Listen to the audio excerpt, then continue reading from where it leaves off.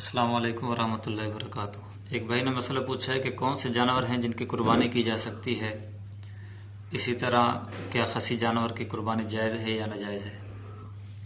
تو یہ بات ذہن میں رکھیں کہ قرآن نے جو الفاظ استعمال کیا ہے کہ بہیمۃ الانعام، سورہ حج کی آیت ہے اس کے اندر کہ وہ چوپائے کہ جو پالتو ہوں، یعنی گھر میں ان کو رکھا جاتا ہو، ان کی قربانی جائز ہے۔ ان میں سے ایک اونٹ ہے، اسی طرح گائے ہے، بکری ہے، بھیڑ ہے، اور پھر ان کے نر اور مادہ دونوں کی قربانی جائز ہے۔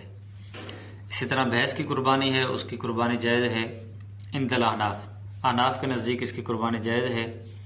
باقی غیر مقلدین حضرات جو ہیں وہ بھینس کی قربانی کے بعض حضرات قائل ہیں اور بعض قائل نہیں ہیں۔ آپ اس مسئلے کو یوں سمجھیں کہ ان کے جو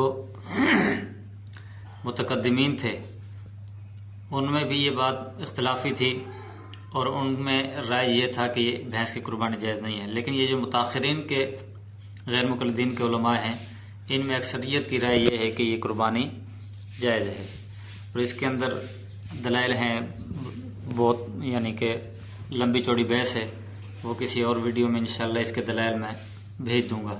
بہرحال آپ اتنی بات سمجھیں کہ بھینس کی قربانی اگر احناف کے نزدیک جائز ہے تو اس کے اندر قیاس کو رکھا گیا ہے۔ قیاس کیا ہے کہ ہم نے گائے کو دیکھا کہ گائے اور بھینس ان کی تمام نظام ان کا برابر ہے، اور سب سے اہم بات جو ہے، جو دلیل ہے احناف کی، وہ یہ ہے کہ جو حلال جانور ہے اور اسی طرح پالتو جانور ہے اس کی صفت ہے کہ وہ اگالی کرتا ہے۔ تو گائے کو دیکھو تو وہ بھی اگالی کرتا ہے، بکری کو دیکھو وہ بھی اگالی کرتا ہے، اونٹ یا اونٹنی ہے وہ بھی اگالی کرتی ہے، اسی طرح دمبا وہ بھی اگالی کرتا ہے۔ تو یہی صفت جب ہم نے دیکھی اس کے اندر، بھینس کے اندر، تو وہ بھی اگالی کرتی ہے، لہذا وہ پالتو جانور بھی ہے، تو اس لیے اس کی قربانی جائز ہے۔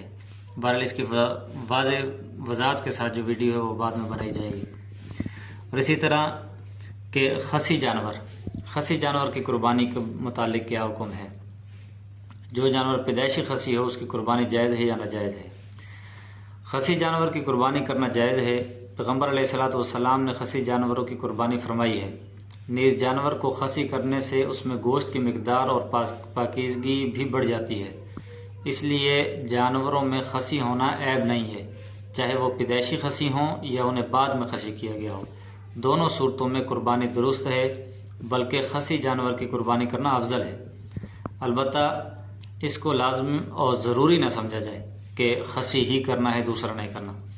یہ سنن ابی داؤد کی روایت ہے، اس کے اندر حضور علیہ الصلوۃ والسلام کی روایت موجود ہے کہ ذبح النبی صلی اللہ علیہ وسلم یوم الذبح کبشین، کہ حضور علیہ الصلوۃ والسلام نے، حضرت جابر رضی اللہ تعالیٰ عنہ بیان کرتے ہیں کہ نبی اکرم صلی اللہ علیہ وسلم نے عید الاضحیٰ کے دن سینگوں والے کالے اور سفید دھبے دار خصی 2 مینڈے ذبح کیے ہیں۔ اسی طرح بحر الرائق شرح کنز الدقائق کے اندر بھی یہ موجود ہے۔ تو یہ حضور علیہ الصلوۃ والسلام نے خصی جانور کی قربانی کی ہے، لہٰذا وہ پیدائشی خصی ہوں یا ان کو بعد میں خصی کیا گیا ہو، دونوں صورتوں میں اس کی قربانی جائز ہے۔ اس قربانی میں کوئی حرج نہیں ہے، بلکہ افضل ہے، لیکن اس کو لازم نہ سمجھا جائے کہ بھی خصی ہی کرنا ہے۔